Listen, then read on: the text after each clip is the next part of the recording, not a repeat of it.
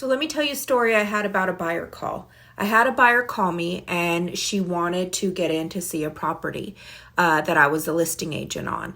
The property's been on the market maybe 7-8 days.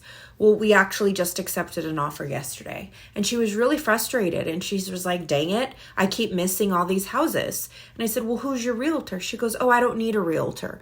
I'm doing it on my own. I have it on my own. There's no reason for me to have a realtor. I said, well, how many houses have you missed? She goes, quite a few. I said, well, that right there is the reason you need a realtor. She's trying to do this on her own and circumvent using a realtor, and she's losing out on all these fantastic properties that she could have potentially closed on and gotten keys to already.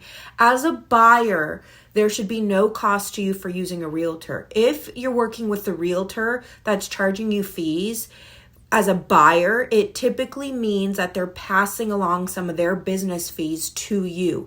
Now, there might be certain circumstances where there is a buyer agent broker agreement and the buyer does have to pay realtor fees, but that's few and far between. Typically, the buyer's agent is going to get paid once the home closed through the proceeds of the sale of the home when it closes. Working with a buyer agent is critical in getting you in the house you want. Call me if you have more questions.